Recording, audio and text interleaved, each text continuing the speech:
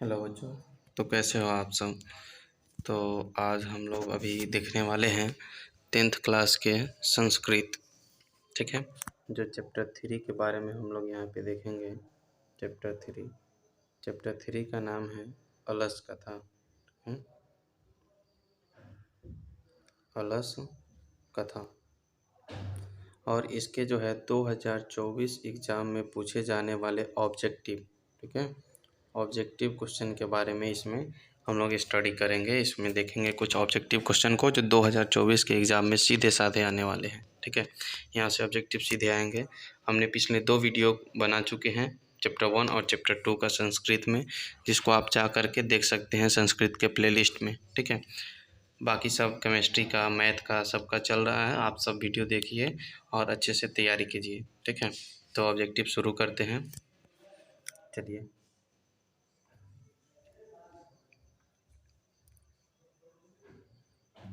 पहला जो क्वेश्चन है यहाँ पे, मैथिली कोकिल के नाम से कौन प्रसिद्ध है, यानी मैथिली कोकिल के नाम से किसे जाना जाता है। ऑप्शन आपका हो गया विद्यापति, नारायण पंडित, कालिदास और वेद व्यास। इनमें से किसे मैथिली कोकिल कहा जाता है। तो इनमें से जो मैथिली कोकिल कहा जाता है वो विद्यापति को। किनको कहा जाता है? विद्यापति को। ठीक है, ये मिथिला के एक सुप्रसिद्ध कवि थे। ठीक है, मिथिला के सुप्रसिद्ध कवि हैं। ठीक, तो आप लोग इसको ध्यान में रखेंगे कि मैथिली कोकिल किसे कहा जाता है, तो वो है विद्यापति को। ठीक है, तो आप लोग इसको ध्यान में रखिएगा। आते हैं अगले क्वेश्चन पे।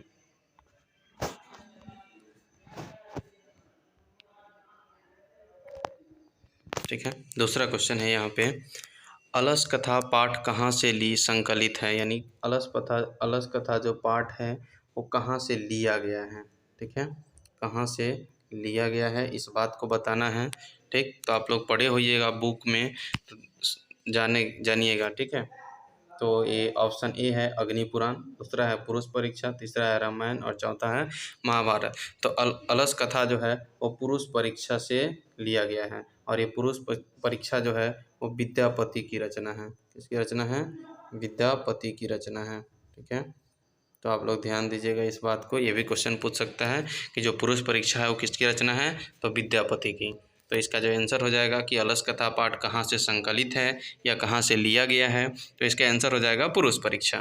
ठीक, आते हैं अगले क्वेश्चन की ओर।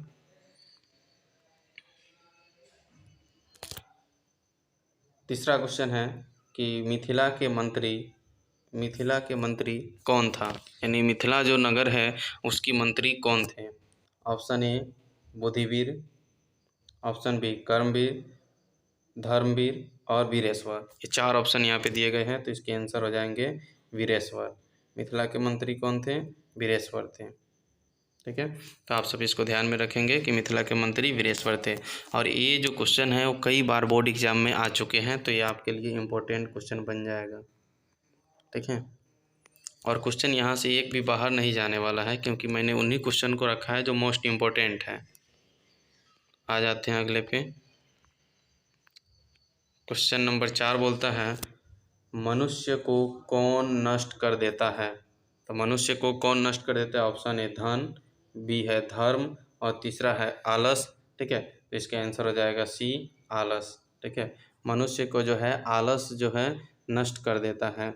मनुष्य में जब आलस हो जाता है तो उसका विनाश शुरू हो जाता है।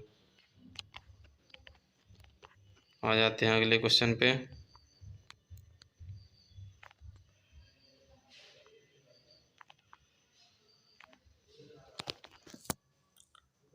भीष्म भूख लगने पर भी कौन कुछ नहीं कर सकता है, यानी भीष्म भूख लगी हो फिर भी कौन कुछ नहीं करता है। आलसी कुछ नहीं करेगा, ऑप्शन ए।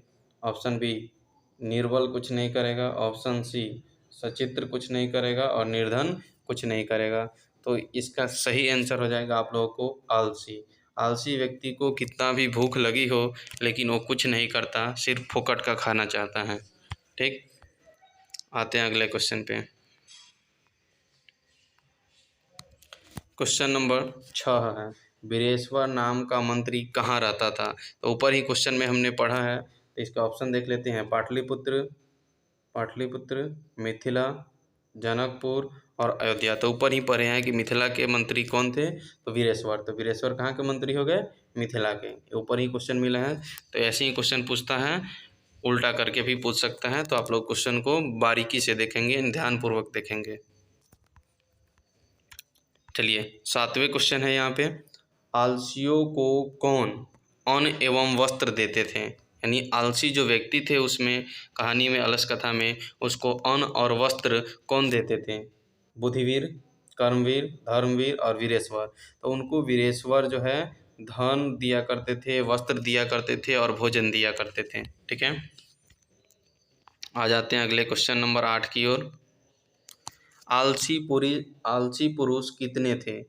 यानी अलस कथा पाठ में आलसी पुरुष की संख्या कितनी थी, और उसकी संख्या 4 थी। 4 आलसी पुरुष है। ठीक है,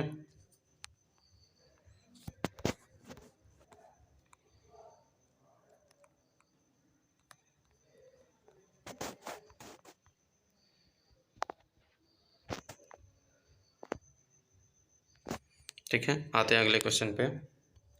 अलस कथा पाठ में किस दोष का वर्णन किया गया है, अर्थ के बारे में, धर्म का, आलस का और कोई नहीं। तो इसमें मनुष्य के सबसे बड़ा दोष आलस का, यानी मनुष्य का सबसे बड़ा दोष क्या है, आलस है। सबसे बड़ा दोष, यानी जिसके अंदर आलस हो गया वो विनाश को पा लेता है। ठीक है, सबसे बड़ा दोष आलस है। ठीक, तो आप लोग इसको ध्यान में रखेंगे इस क्वेश्चन को।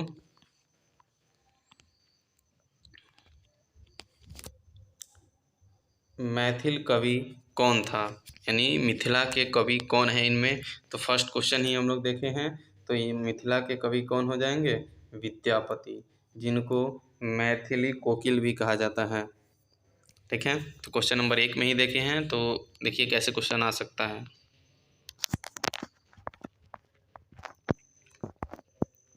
अगला क्वेश्चन है, अलस कथा किस प्रकार की कथा है।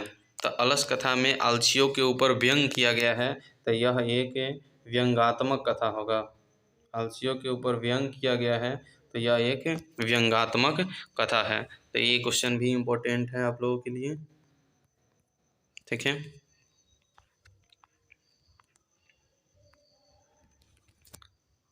अलस कथा पाठ के लेखक कौन है, यानी अलस कथा जो पाठ है उसके लेखक कौन है। तो अलस कथा पाठ के लेखक विद्यापति हैं। ठीक है, तो इसके लेखक कौन है अलस कथा के, तो अलस कथा पाठ के लेखक विद्यापति है। तो अगले क्वेश्चन की ओर हम आते हैं। हमने 12 क्वेश्चन को देख लिया, अब 13वें क्वेश्चन। 13वां क्वेश्चन बोल रहा है, अलस सला में आगे क्यों लगाई गई। यानी जो अलस सला बना हुआ था उसमें आगे क्यों लगाई गई थी, यानी आग क्यों लगाया गया था अलस सला में।